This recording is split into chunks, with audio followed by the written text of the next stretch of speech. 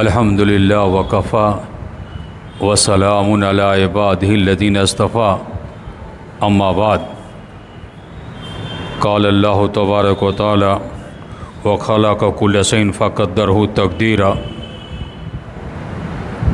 عن عمر بن الخطاب رضی اللہ عنہ قال بین نحن عند رسول اللہ صلی اللہ علیہ وسلم ذات یوم اذ طلع علینا رجل شدید بیاض الثیاب شدید السواد الشعر لا یری علیہ اثر السفر ولا یعرفہ منا احد حتی جلس الی النبی صلی اللہ علیہ وسلم فاسند رکبتیہ لی رکبتیہ ووضع کفیہ علی فخذیہ وقال یا محمد اخبرنی عن الاسلام قال ان تشهد اللہ الہ الا اللہ وان محمدا رسول اللہ وتقیم الصلاۃ وتؤتی الزکاۃ وتصوم رمضان وتحج البیت ان استطاع الیہ سبیلا قال صدقت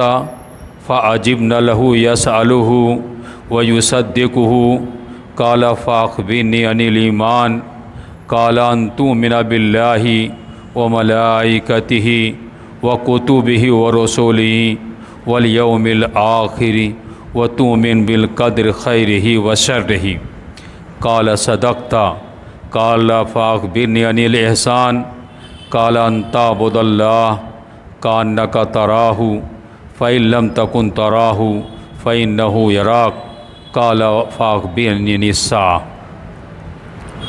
محترم سامعین کرام اور عزیز بھائی اور دوستو، یہ حدیث جو میں نے پڑھی اس کو حدیث جبریل کہتے ہیں۔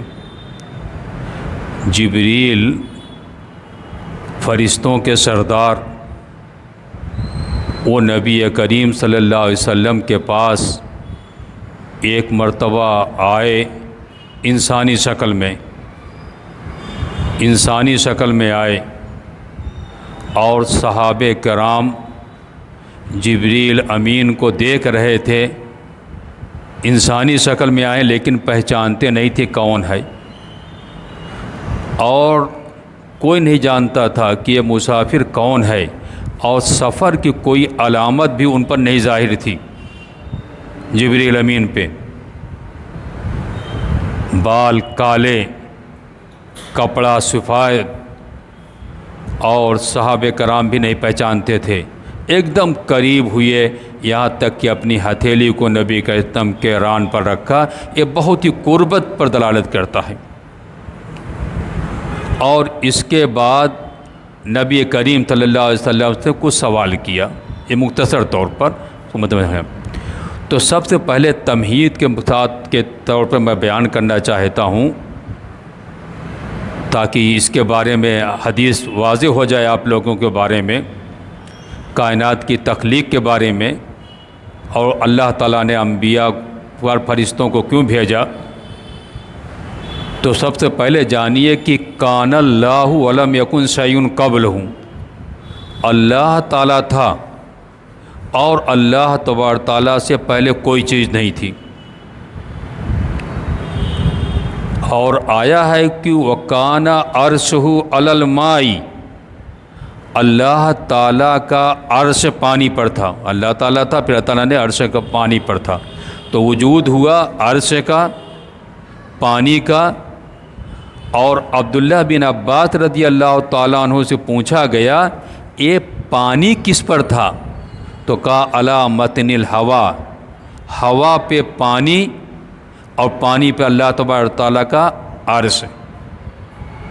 اور اللہ تبارک و تعالیٰ نے ان اول ما خلق اللہ القلم، اب دیکھیے ہاں ابھی اس سے تعلق ہے اس لیے بیان کیا میں نے کہ سب سے پہلے اللہ تعالیٰ نے قلم کو پیدا کیا اور کہا اکتب، لکھو، جتنی چیزیں قیامت تک ہونے والی ہیں سب کو لکھو۔ نبی کریم صلی اللہ علیہ وسلم کی حدیث ہے فجف القلم، قلم خشک ہو گیا، اب اس میں کوئی کمی اور زیادتی کیا ہے نہیں ہو سکتی۔ تو اللہ تبارک تعالیٰ نے کیا ہے قلم کو پیدا کیا۔ اور اس کے بعد اللہ تبارک تعالیٰ نے آسمان اور زمین کو 6 دنوں میں پیدا کیا. پہلے زمین، پھر آسمان، اور پھر آخری وقت میں جمعہ کے دن عصر کے بعد اللہ تعالیٰ نے آدم کو پیدا کیا اور مٹی سے اور روح پھونکی. اور اس سے پہلے اللہ تبارک تعالیٰ نے فرشتوں کو پیدا کیا، اور فرشتوں کے ساتھ ساتھ اللہ تبارک تعالیٰ نے جن، ابلیس جس کو کہتے ہیں جن، شیاطین کو جو ہے اللہ تبارک تعالیٰ نے کیا ہے پیدا کیا، تمام چیز. اسی لیے نبی کریم صلی اللہ علیہ وسلم کی ایک حدیث ہے کہ انسان کو شیطان وسوسہ ڈالتا ہے اور یہ کہلاتا ہے کہ مسجد کو فلاں بنانے والا ہوا، مکان کو فلاں بنانے والا ہوا.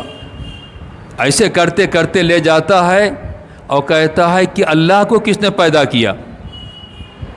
تو نبی کریم صلی اللہ علیہ وسلم نے کہا اس وقت جو ہے شیطان کو مردود قرار دے گے اور تھونک دے بائیں جانی تو اگر متقی ہو، تاکہ ذلیل و رسوا ہو جائے. اس طرح سے انسانوں کو کیا ہے گمراہ کرتا ہے. تمام چیز یہ ہے. تو معلوم کیا ہوا، یہ ہم کہہ رہے ہیں. اب آپ آئیے کہ آدم علیہ السلام کو اللہ تعالیٰ نے بنایا، ملائکہ کو، تمام چیز کو. یہاں پر میں اس لیے بیان کیا کہ یہ فرشتے کو اللہ تبارک تعالیٰ نے آدم علیہ السلام سے پہلے پیدا کیا، اور فرشتے نور سے پیدا کیے گئے. اس لیے کہ آدم علیہ السلام پر جو روح پھونکی اللہ تعالیٰ نے کہا فرشتوں کی جماعت ہے جا کے سلام کیجئے، اور جو وہ جواب دیں گے وہی تمہاری ذریت کا بھی سلام ہوگا، تمہارا تحیت ہوگا. چنانچہ آدم علیہ السلام نے کیا. اور پھر اللہ تبارک تعالیٰ نے تمام فرشتوں سے کہا آدم کو سجدہ کرنے کے لیے، اور ابلیس بھی تھا وہاں پر اور اس نے انکار کیا. تو معلوم ہوا کہ ان کا وجود جو ہے پہلے ہے. اسی لیے ایک تابعی تھے اور ان سے سوال کیا کسی نے کہ من خلق الشیطان یا ابلیس، ابلیس کو کس نے پیدا کیا؟ کہا سبحان اللہ، کیا اللہ کے علاوہ کا بھی کوئی خالق ہے؟ سب کو خیر اور شر سب کو پیدا کرنے والا کون ہے؟ اللہ تبارک تعالیٰ. اس اللہ تبارک تعالیٰ کے علاوہ کوئی کا نہیں. تو یہاں پر جبریل امین نبی کریم صلی اللہ علیہ وسلم کے پاس آتے ہیں. تو جبریل امین فرشتوں کو ان کی اصلی شکل میں صرف انبیاء دیکھ سکتے ہیں، انسان نہیں. اور جب فرشتے انسانی شکل میں آ جائیں تو ہم انسان بھی دیکھ سکتے ہیں. صحابہ کرام نے دیکھا تمام چیزیں، انسانی شکل میں آ جائیں تو تمام چیزیں یہ ہے. اور یہ فرشتوں کی بڑی تعداد اللہ تعالیٰ نے نور سے پیدا کیا. فرشتے نہ مذکر ہیں نہ مؤنث، صرف اللہ تبارک تعالیٰ کی عبادت کے لیے پیدا کیا اللہ تبارک تعالیٰ نے، اور ان سے مختلف کام لیتا ہے اللہ تبارک تعالیٰ. ان کے ہاں نسل بھی نہیں چلتی ہے، نہ ان کی بیوی ہے، نہ کھاتے ہیں، نہ پیتے ہیں، نہ تھکتے ہیں، کچھ بھی نہیں. نور سے اللہ تعالیٰ نے پیدا کیا، صرف عبادت میں لگے رہتے ہیں. چنانچہ آپ جو یہاں پر آتے ہیں مجلس میں یا تقریریں سنتے ہیں، درس دروس سنتے ہیں، اس میں بھی فرشتے آتے ہیں. یتعاقبون فیکم ملائکۃ باللیل والنہار، رات اور دن کے فرشتے متعین ہیں اللہ تبارک تعالیٰ کی جانب سے، اور یہ آتے ہیں اور نماز میں حاضری لیتے ہیں. اور کبھی ذکر کی مجلس ہوتی ہے، جیسے نبی کریم صلی اللہ علیہ وسلم نے کہا مجتمع قوم فی بیت من بیوت اللہ یتلون کتاب اللہ ویتدارسونہ الا حفتہم الملائکہ وغشیتہم الرحمہ. اگر کچھ لوگ بیٹھ جاتے ہیں اللہ کے گھر میں اور ذکر و اذکار میں لگے رکھتے ہیں تو فرشتے گھیر لیتے ہیں، رحمت نازل ہوتی ہے، سکون نازل ہوتا ہے. الا بذکر اللہ تطمئن القلوب، اللہ کے ذکر سے دل کیا ہوتا ہے؟ مطمئن ہوتا ہے. جب فرشتے ایسی مجلس کو گھیر لیں گے تو سکون ہوگا. ابھی آپ کو بیٹھے ہیں، سکون ہوگا ہاتھوں. جو لوگ ادھر ادھر جو پڑے ہوں گے بازار میں، چائے کی دکانوں پر، تمام چیز، وہ سکون ان کو نہیں حاصل ہوگا. یہ اس لیے کہ نبی کریم صلی اللہ علیہ وسلم کی حدیث ہے. اور فرشتوں کے بارے میں جب آ رہا تو بیان کر رہا ہوں، بڑی طاقت کے مالک ہوتے ہیں. چنانچہ نبی کریم صلی اللہ علیہ وسلم نے بیان کیا کہ حاملین عرش، اللہ تعالیٰ کے عرش کو اٹھائے ہوئے ہیں فرشتے، اور ان کی صفت بیان کی اتنی بڑی، اتنے بڑے ہیں کہ ان کے کان کے لو یہ لو ہے، اور یہ کندھے تک، پہنچنے کے لیے 700 سال تک اگر چلتے رہیں گے تو جا کے پہنچ پائیں گے. تب اتنا جو ہے اتنی بڑی تعداد ملدہ کی ہے. جبریل امین کو نبی کریم صلی اللہ علیہ وسلم نے دیکھا تو آسمان اور زمین تک پورا کیا ہے بھر گیا تھا. تو فرشتے اللہ تبارک تعالیٰ کی عبادت کے لیے تمام چیز ہے، اور ان کے ہاں شادی بیاہ نہیں، یہ سب نہیں ہوتا ہے، اور نہ کھاتے ہیں نہ پیتے ہیں. اللہ تعالیٰ نے ان کو جو کام متعین کیا ہے وہ کام کرتے ہیں. اب یہ اس لیے کہ آیا تھا جبریل امین آئے تھے، تو یہ ہوا کہ انسانی شکل اگر اختیار کر لیں گے تو فرشتے انسان دیکھ سکتا ہے. اصلی شکل میں نبی کریم صلی اللہ علیہ وسلم نے جبریل امین کو کیا ہے 2 مرتبہ دیکھا، اور بھی آئے گا تو انشاءاللہ ارکان ایمان میں سے. اس لیے کہ لمبی حدیث ہے اور بدتک وضاحت چاہتی ہے کئی دروس، لیکن ہم نے اختصار کے ساتھ بیان کرنا چاہتے ہیں یہ فرشتوں کے بارے میں. صحابہ کرام کہتے ہیں ہم نہیں جانتے کہ کون ہے تمام چیز، یہاں تک کہ نبی کریم صلی اللہ علیہ وسلم کے پاس آئے تو اسلام کے بارے میں ان کو پوچھا اور ایمان کے بارے میں. تو میں تھوڑا سا ایمان کے بارے میں کوئی تشریح کرنا چاہتا ہوں. فاخبرنی عن الایمان، ایمان کے بارے میں خبر دیجئے، اس لیے کہ ایمان میں جتنی چیزیں ہیں وہ ظاہر نہیں ہیں، سب غیب سے تعلق رکھتی ہیں. ان تؤمن باللہ وملائکتہ وکتبہ ورسلہ والیوم الآخر والقدر خیرہ وشرہ. نبی کریم صلی اللہ علیہ وسلم نے کہا ایمان یہ ہے. اچھا، ایمان کے لغوی معنی کیا ہے؟ ایمان کے لغوی معنی ہے تصدیق کرنا. تصدیق ہوتا ہے تکذیب کا ضد. تکذیب مانے جھٹلا دینا، اور تصدیق مانے تسلیم کرنا. تو کوئی چیز کے جیسے ہم کہیں آمنت باللہ ربن، یعنی میں اللہ کے رب ہونے پر ایمان لایا، تسلیم کیا، تصدیق کیا. ایمان کا اصطلاحی مفہوم ہوتا ہے، اس لیے کہ ارکان ایمان سے متعلق ہے تمام چیز. تو ایمان کو پہلے جانیے. دل میں سے اعتقاد، زبان سے اقرار، دل میں بھی ہونا چاہیے. منافقین دل سے اقرار نہیں کرتے تھے. اور اعضاء کا عمل کرنا، یہ جو ہے ایمان کی تعریف ہے. اعضاء کا عمل ہے جو اعمال احکام ہیں، نماز، روزہ، حج، زکوٰۃ، اچھے کام، ان تمام کو کرنا، یہ تمام کہتے ہیں یہ ہے ایمان. کسے کہتے ہیں؟ دل کا اعتقاد، زبان کا اقرار اور اعضاء کے عمل کے نام کو. اچھا، ایمان میں کمی اور زیادتی بھی ہوتی ہے. صحابہ کرام کہتے تھے ہلما نزدد ایماننا، بخاری میں ہے کہ لوگ بیٹھ جاؤ، تھوڑا سا کچھ دین کی بات ہو جائے، اپنے ایمان میں ہم زیادتی کر لیں، اپنے ایمان میں ہم زیادتی کر لیں. دین کی بات ہو گئی، قرآن کی بات ہوئی، حدیث کی بات ہوئی، تو ایمان میں کیا ہے زیادتی ہوتا ہے. ایمان کی کمی و زیادتی کے متعلق ایک حدیث ہے، اس کا معنی بیان کر رہے ہیں. حضرت ابو ہریرہ رضی اللہ تعالیٰ عنہ سے مروی ہے کہ رسول اللہ صلی اللہ علیہ وسلم نے کہا ایمان کے 70 یا 60 سے زیادہ شاخیں ہیں. شاخ کہتے ہیں جیسے درخت کے ٹہنیاں جو نکلتی ہیں، اسی طریقے سے بندہ کی ہے، شاخیں ہیں. ان میں سب سے افضل لا الہ الا اللہ، سب سے افضل لا الہ الا اللہ، اور سب سے کمتر کیا ہے؟ راستے سے تکلیف دہ چیز کو ہٹا دینا، یہ سب سے کمتر. اور حیا بھی ایمان کی ایک شاخ ہے. اس حدیث سے محل استدلال یہ ہے کہ رسول اللہ صلی اللہ علیہ وسلم نے مختلف اعمال کو ایمان کا حصہ قرار دیا. مختلف اعمال کو ایمان کا کیا ہے حصہ قرار دیا. اب کسی شخص میں یہ اعمال کم ہیں اور کسی میں زیادہ ہیں، تو ان میں ایمان میں کمی زیادتی ہوتی ہے. امام بخاری رحمۃ اللہ علیہ نے صحیح بخاری میں باب باندھا ہے، باب زیادت الایمان و نقصان، زیادت الایمان و نقصان ہی، کہ ایمان میں زیادتی ہوتی ہے اور کمی ہوتی ہے. اچھے عمل انسان کرے گا، زیادتی ہو گئی. نماز چھوڑ دیا، سنت سے بھاگ گیا، کمی ہو گئی. اور امام مسلم رحمۃ اللہ علیہ نے بھی ذکر کیا ان الایمان یزید و ینقص، ایمان میں کمی اور زیادتی ہوتی رہتی ہے.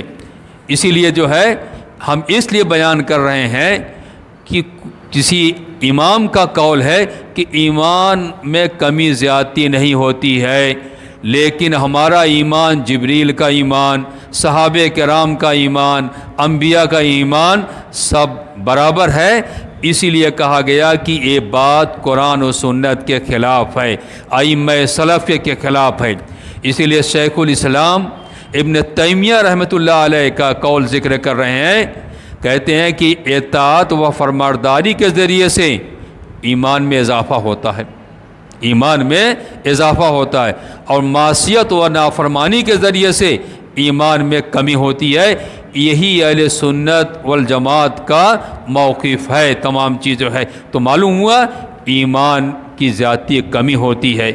اچھے عمل کریں گے ایمان بڑھ گیا، اب چپے سے جا کے بیٹھ جائیں گے، تہجد کی نماز پڑھیں گے، فرشتے حاضر ہوتے ہیں، اس وقت اللہ تعالیٰ حاضر کرتا ہے، ایمان میں زیادتی ہو گئی۔ اس لیے صحابہ کرام ایمان میں زیادتی اور نقصان کو کیا تسلیم کرتے تھے، اسی لیے عمل ان کا ہوتا تھا۔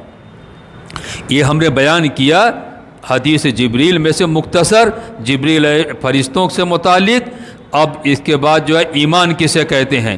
اب ایمان کے ارکان میں سے ان تؤمن باللہ، نمبر 1 ان تؤمن باللہ، اللہ پر ایمان لانا۔ اللہ پر ایمان لانا 3 چیزوں کو شامل ہے۔ اللہ پر ایمان لانا 3 چیزوں کے ہیں، کیا؟ توحید ربوبیہ، توحید الوہیہ اور توحید اسماء صفات۔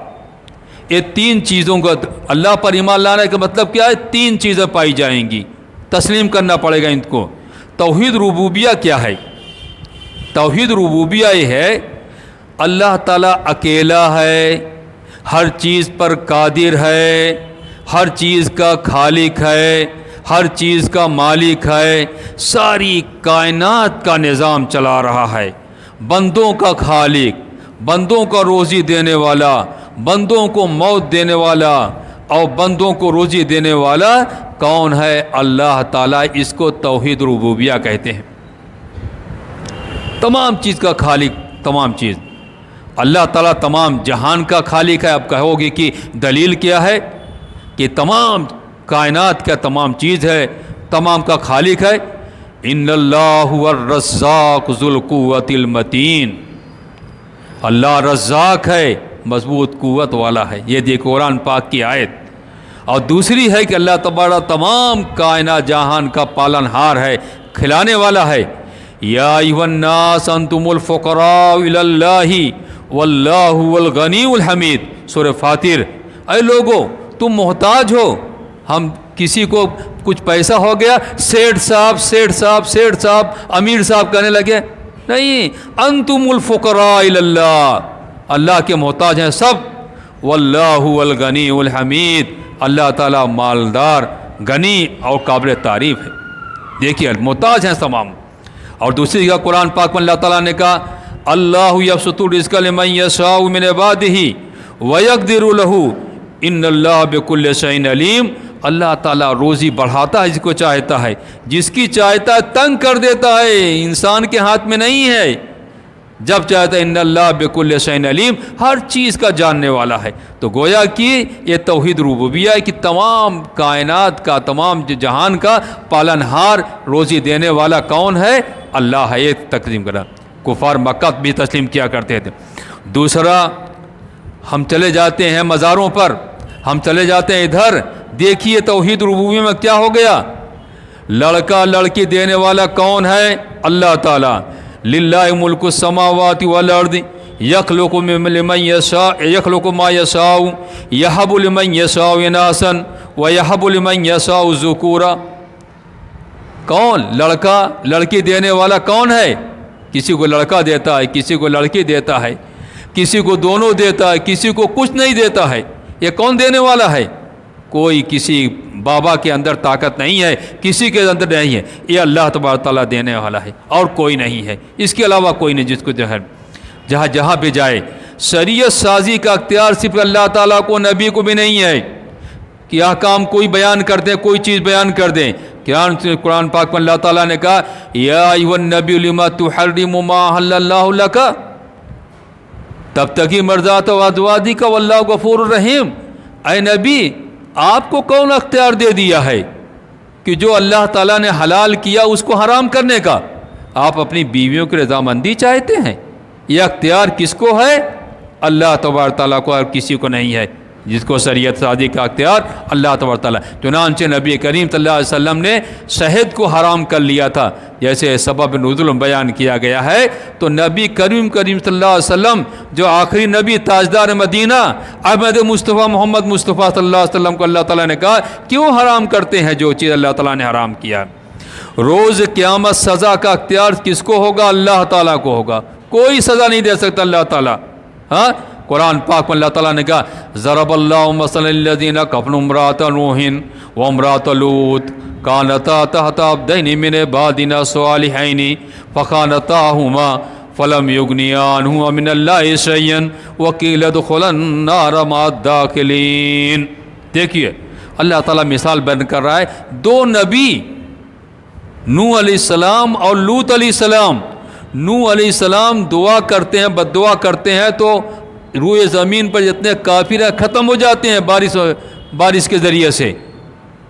اور لوط علیہ السلام کی جو بستی جہاں پر غلط ہوتا تھا اللہ تبارک تعالیٰ نے پلٹ دیا تمام چیز، لیکن ان کی عورتوں کے بارے میں اللہ تعالیٰ کہہ رہا ہے کہ کہا جائے گا جہنم میں چلے جاؤ۔ کیوں؟ نبی کے تحت تھیں، نبی کے ساتھ تھیں، لیکن جس طرح سے ایمان لانا چاہیے تھا، جس طرح ہونا چاہیے اس طرح سے نہیں اختیار کیا۔ تو یہ اشارہ ہے کہ جن کے پاس قرآن اور سنت کی دولت ہے، قرآن سنت ہے تمام چیز، ان کے بچے بھی ہونا چاہیے اور عورتیں بھی جو ہیں ان کو بھی معلومات ہونا چاہیے، اور ان کو جو ہے سخت عذاب ہوگا اگر وہ عمل نہیں کریں گے۔ تم یہ دیکھیے ضرب اللہ مثلا الذین کفروا امرأۃ، اللہ تبارک تعالیٰ نے کیا ہے تمام چیز۔ مشرکین مکہ اور توحید ربوبیہ، مشرکین مکہ جن سے نبی کریم صلی اللہ علیہ وسلم نے لڑائی کی اور توحید ربوبیہ کا اقرار کرتے تھے۔ اگر ان سے کہا جاتا تھا کہ آسمان زمین کو کون پیدا کیا، کہا اللہ، لیکن یہ بتوں کو اللہ تعالیٰ کے ساتھ شریک کرتے تھے کہ ہماری بات کو اللہ تعالیٰ تک پہنچانے والے ہیں۔ نبی کریم صلی اللہ علیہ وسلم ان کو کافر کرتے ہیں، مشرک کہہ رہے ہیں۔ یہاں تک کہ آپ کے چچا جو آپ کے ساتھ مددگار تھے اور جب تک مکے میں رہے مدد کرتے رہے، ہر طرح کے مدد کرتے رہے۔ نبی کریم صلی اللہ علیہ وسلم سے پوچھا گیا اے اللہ کے رسول کیا آپ اپنے چچا کی مدد کر سکتے ہیں؟ آپ کے ساتھ مدد کیے کچھ فائدہ دے سکتے ہیں؟ تو آپ نے کہا کیا ہے؟ دیکھیے سب سے کم جن کو عذاب ہوگا میرے چچا ہوں گے، 2 جوتیاں پہنا دی جائیں گی اور ان کا دماغ کھولے گا اور سمجھیں گے کہ سب سے زیادہ جو ہے عذاب جو ہے مجھ کو ہے، کیونکہ لا الہ الا اللہ کا اقرار نہیں کیا، گرچہ کہتے تھے کہ تمام خالق رازق جو ہے وہ اللہ ہے۔ قرآن بخاری کی روایت ہے لما حضرت ابا طالب بن وفات جاءہ النبی صلی اللہ علیہ وسلم، جب ابو طالب کی وفات کا وقت آیا تو نبی کا اسلام نے ان کے پاس آئے، کہا یا عم قل لا الہ الا اللہ وحاج لک بہ عند اللہ، صرف لا الہ الا اللہ کہہ لو، سب کچھ ہے اللہ تعالیٰ سے میں کروں گا، لیکن نہیں تمام چیزیں تو کچھ فائدہ نہیں دیا۔ یہ توحید ربوبیہ کا جو ہے کفار مکہ جو ہے اقرار کرتے تھے۔ ایک واقعہ بخاری میں روایت کیا گیا ہے کہ ابو جہل جو تھا فرعون ہادی الامہ، نبی کا اسلام نے ان کے بارے میں کہا بہت بڑا ظالم تھا اور بدر میں مارا گیا۔ ان کا لڑکا اکرمہ تھا، یہ فتح مکہ کے موقع پر چھوڑ کے بھاگ کے چلا گیا اور کشتی پہ سوار ہو گیا کہ نکل جائیں گے یہاں سے کہیں پر جا کر، اور جب سمندر کے بیچ میں پہنچا تو ملاح جو کشتی کا نگراں ہے اس نے کہا دیکھو کشتی پھنس چکی ہوئی ہے، کوئی بچانے والا نہیں، اللہ بچانے والا ہے، صرف وہی اللہ کو پکارو۔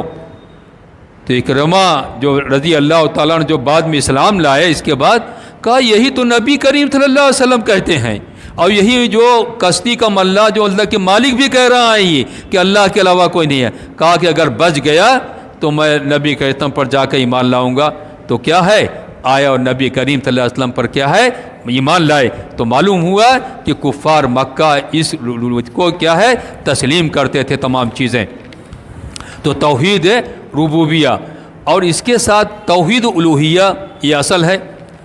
توحید ربوبیہ تمام کفار مکہ مانتے تھے، توحید الوہیہ سے مراد پختہ طور پر اعتقاد کی برحق معبود صرف اللہ تعالیٰ ہے، اس کے علاوہ ہر معبود باطل۔ عبادت کی ظاہری و باطنی ہر قسم اللہ تعالیٰ کے لیے خاص ہے، نماز اللہ کے لیے، روزہ اللہ کے لیے، زکوٰۃ اللہ کے لیے، حج اللہ تعالیٰ کے لیے، دعا اللہ تعالیٰ کے لیے، نظر اللہ تعالیٰ کے لیے، ذبح کرنا اللہ تعالیٰ کے لیے، توکل بھروسہ جو اللہ تعالیٰ پر۔ یہی توحید الوہیہ اصل توحید ہے، اور اسی توحید کا انکار کفار مکہ کرتے تھے، جن کے لیے نبی کریم صلی اللہ علیہ وسلم نے کیا لڑائی کی۔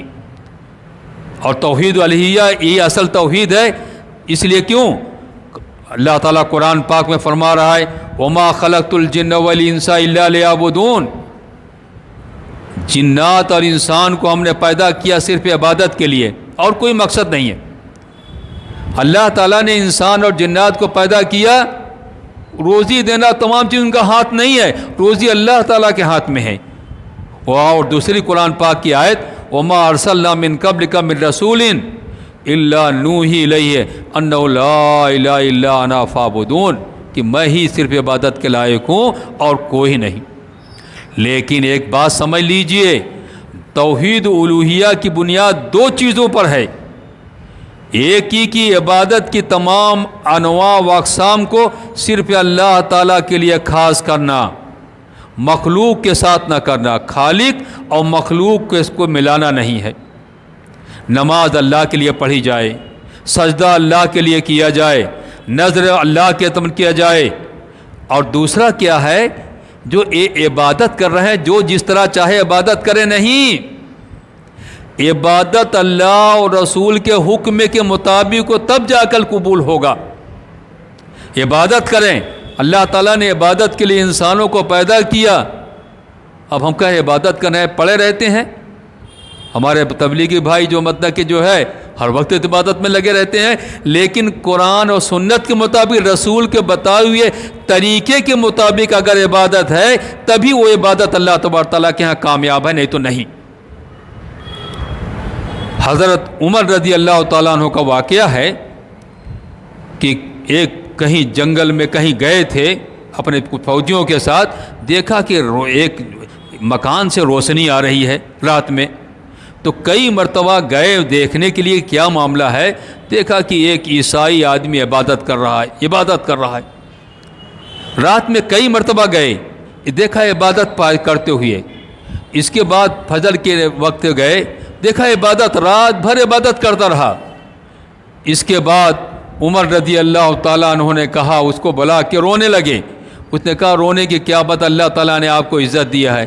کہا سنو، اس لیے رو رہا ہوں کہ رات میں کئی مرتبہ آیا تم کو اللہ کی عبادت کرتے ہوئے پایا، گویا کہ تم نے رات بھر اللہ تعالیٰ کی عبادت کی ہے، لیکن تمہارے بارے میں اللہ تعالیٰ نے قرآن پاک میں فرما دیا عاملۃ ناصبۃ تصلی نارا حامیہ، کچھ لوگ ایسے ہوں گے جو عبادت کر کے اللہ تبارک تعالیٰ کی تھکے ہوں گے، پوری زندگی عبادت کر کے تھکے ہوں گے، لیکن بھڑکتی ہوئی آگ میں داخل ہوں گے، بھڑکتی ہوئی آگ میں داخل ہوں گے۔ میں سمجھتا ہوں کہ تم لوگ بھی اسی میں سے ہو، کیونکہ تمہارا عمل رسول کے بتائے ہوئے طریقے کے مطابق نہیں ہے۔ اگر رسول کے بتائے ہوئے طریقے کے مطابق عبادت نہیں ہے تو عبادت اللہ تبارک تعالیٰ کے یہاں قابل قبول نہیں ہے۔ اپنے فوج میں آتے ہیں، اپنے سپاہیوں میں آتے ہیں، کہا تم عشاء کی نماز پڑھنے کے بعد سو گئے، فجر تک عبادت میں لکھ دیا گیا کہ نبی کا اسلام کا حکم ہے، اور وہ آدمی رات بھر عبادت کر گیا، لیکن اس کے بارے میں اللہ تعالیٰ نے فرما دیا۔ تو معلوم کیا ہوا، کیونکہ لا الہ الا اللہ کا تقاضا ہے کہ عبادت اللہ اور اس کے رسول کے حکم کے مطابق ہو، اللہ اور رسول کے حکم کے مطابق ہوگی عبادت، تبھی اللہ تبارک تعالیٰ کے ہاں کہ بعد عبادت کیا ہے اللہ رسول کے قل ان صلاتی و نسکی و محیای و ماتی للہ رب العالمین لا شریک لہ بذالک امرت وانا اول المسلمین۔ دیکھیے نماز، قربانی، زندگی، موت اللہ رب العالمین کے لیے، اللہ تعالیٰ کے ساتھ کسی کو شریک نہ کیا جائے۔ دعا صرف اللہ سے کرنی چاہیے، اس کے علاوہ نہیں۔ بعض لوگ دعا کرنے کے لیے پہنچ جاتے ہیں مزاروں پر، یہاں سے سفر کر کے مطلب کہ جو ہے یہاں چلے گئے وہاں چلے گئے، نہیں، اللہ کے علاوہ نہیں۔ فَادْعُوا اللَّهَ مُخْلِصِينَ لَهُ الدِّينَ، اللہ کو کے لیے دعا کیجئے۔ ہاں، وَأَنَّ الْمَسَاجِدَ لِلَّهِ فَلَا تَدْعُوا مَعَ اللَّهِ أَحَدًا، مساجدیں اللہ کے لیے ہیں، اللہ کے علاوہ کسی کو مت پکارو۔ اب دیکھیے، اللہ کے علاوہ کسی کے لیے پکارنا نہیں ہے، دعا نہیں کرنا ہے۔ آدم علیہ السلام سے غلطی ہوئی، درخت کا پھل کھا لیا، اللہ تعالیٰ نے ان کے جنتی لباس کو اتار دیا، جنت کے پتوں سے اپنے سطر کو ڈھانکنے لگے، اپنے شرمگاہ کو، کچھ نہیں مدد کرنے والا تھا، اللہ تبارک تعالیٰ نے ان کو زمین پر پہنچا دیا۔ اور دعا کرتے ہیں اللہ تعالیٰ سے، ربنا ظلمنا انفسنا وان لم تغفر لنا وترحمنا لنکون من الخاسرین۔ یونس علیہ السلام کی دعا، لا الہ الا انت سبحانک انی کنت، مچھلی کے پیٹ میں، سمندر میں، اور تمام گہرائی میں تمام چیز، اور وہاں اللہ تعالیٰ کو پکارا، اللہ کے علاوہ کوئی نہیں تمام چیز۔ نبی کریم صلی اللہ علیہ وسلم آخری نبی ہیں، تاجدار مدینہ۔ بدر کے موقع پر جب کفار کی اتنی بڑی تعداد پہنچ جاتی ہے تو آپ کیا کہتے ہیں؟ اللہم ان تہلک ہذہ العصابہ لا تعبد فی الارض ابدا، اے اللہ یہ چھوٹی سی جماعت جو 313 ہے اگر ہلاک ہو گئی تو قیامت تک تیری عبادت نہیں ہوگی، میں آخری نبی ہوں۔ اللہ تعالیٰ مدد کرتا ہے، کون؟ فرشتوں کے ساتھ مدد رہی ہے۔ تو کیا ہوا؟ دعا صرف اللہ سے کرنا چاہیے، اللہ کے علاوہ اور کسی سے دعا یہ جائز ہی نہیں ہے، تمام چیزیں جو ہے۔ اور جو انبیاء بھی مدد کیے ہیں، سلیمان علیہ السلام دنیا کی چیز کو مانگ رہے ہیں اللہ تعالیٰ سے، رب ہب لی ملکا لا ینبغی لأحد من بعدی، یہ دیکھیے، اے اللہ مجھ کو ایسی سلطنت عطا کر، قیامت تک ایسی سلطنت کسی کو حاصل نہ ہو۔ اللہ تعالیٰ نے دے دیا، کون؟ اللہ تعالیٰ نے دے دیا، تو مطلب کہ سلطنت، اور جنوں کو مسخر کر دیا، چڑیوں کو مسخر کر دیا، ہوا کو مسخر کر دیا، اور ایک منٹوں میں بلقیس کے تخت کو جو ہے اپنے پاس پہنچا لیا، آنکھ جھلک کے جھپکتے ہی پہلے۔ یہ کون دینے والا ہے؟ اللہ تبارک تعالیٰ۔ تو نذر و نیاز یہ سب کس کے لیے ہے؟ اللہ تبارک تعالیٰ کے لیے، اور اس کے علاوہ کیا ہے؟ دوسرے کسی کے لیے نہیں۔ اور تیسری چیز جو ہے میں نے بیان کیا تھا، ایمان ہی میں سے مطلب کہ ان تؤمن باللہ، اس سے متعلق کیا ہے؟ ایک توحید ربوبیہ میں نے بیان کیا تھوڑا تفصیل سے، اور توحید الوہیہ کی اللہ تعالیٰ ہی کی عبادت ہے، اللہ تعالیٰ نے عبادت کے لیے پیدا کیا، اللہ کے علاوہ کسی کی عبادت نہیں، اور وہ بھی عبادت جیسے چاہیں ویسے نہیں، رسول صلی اللہ علیہ وسلم کے بتلائے ہوئے طریقے پر عبادت ہوگی تو اللہ تبارک تعالیٰ کے ہاں وہ عبادت قبول ہوگی، ورنہ رد ہو جائے گی۔ اب تیسری جو ہے اسماء و صفات،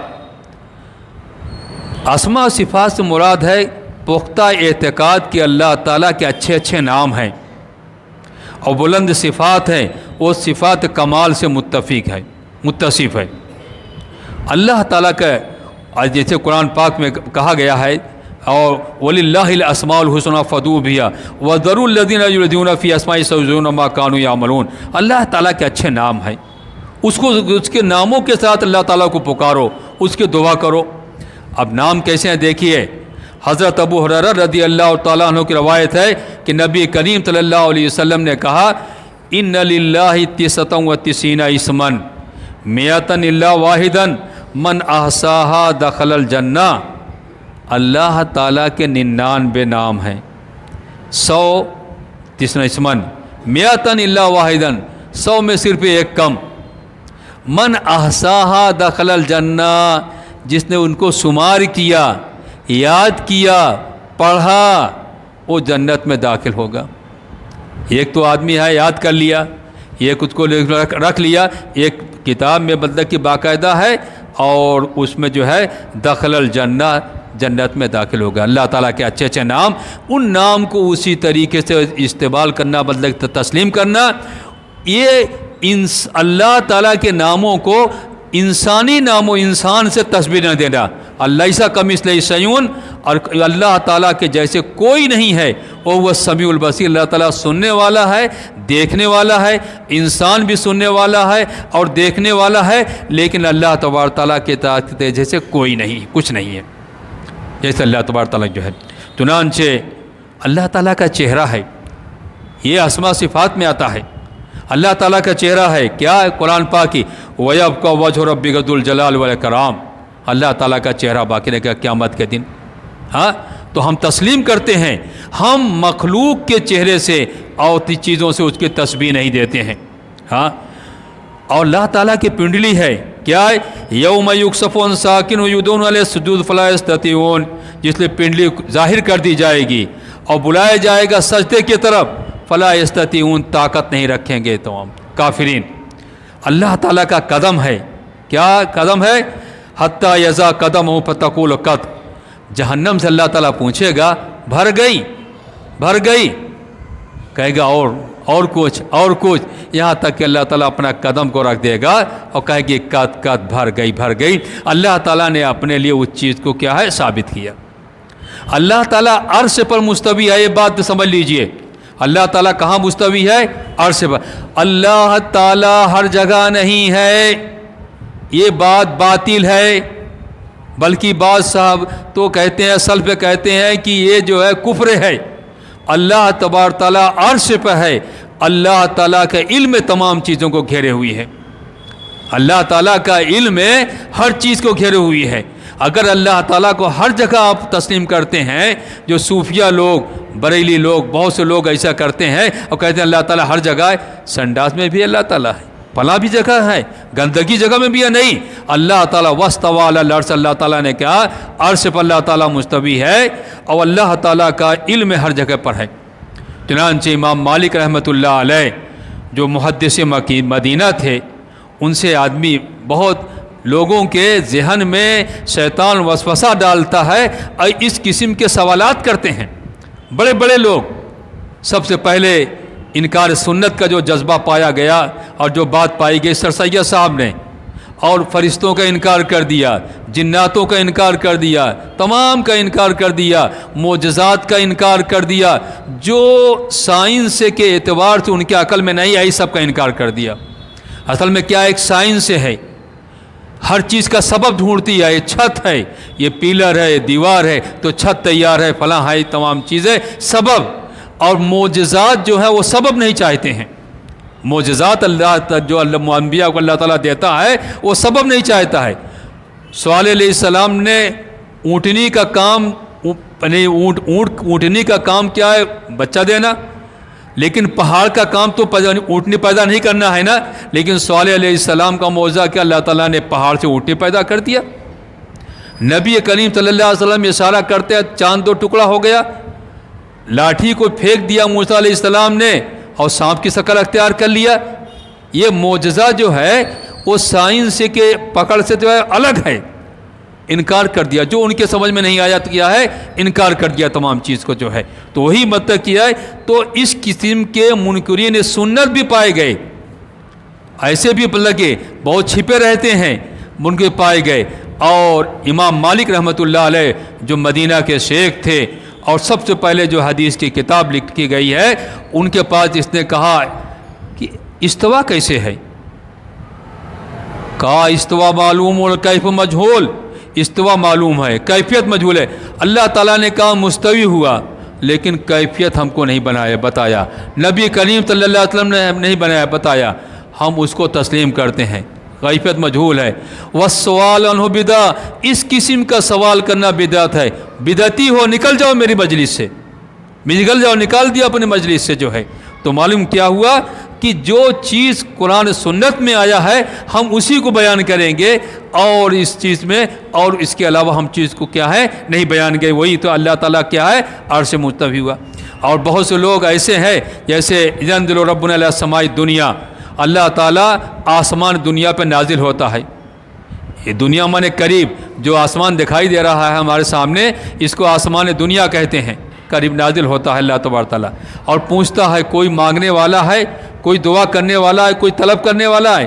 اب اعتراض کرنے والے جو سائنسی قسم کے لوگ ہیں بہت سے ہیں، بہت قسم کے لوگ پائے جاتے ہیں، وسوسہ جن کے اندر پایا جاتا ہے شیطان کا، کہ جیسے انسان نیچے اترتا ویسے نہیں، ہم کو کیفیت نہیں بتایا گیا ہے، اس لیے ہم کیفیت کیا ہے نہیں جانتے ہیں۔ تو معلوم کیا ہوا کہ اللہ تبارک تعالیٰ نے جو ہم کو بیان کیا ہے نبی کا اسلام کے، یعنی اللہ تعالیٰ کے بارے میں نبی کریم صلی اللہ علیہ وسلم نے کہ اللہ تعالیٰ ہنستا ہے، اللہ تعالیٰ تعجب کرتا ہے، تمام چیز اللہ تعالیٰ کا چہرہ ہے، ہم اس کو تسلیم کرتے ہیں، جس طرح سے بیان کیا گیا ہے ہم اس کی کوئی تعویل نہیں کرتے ہیں۔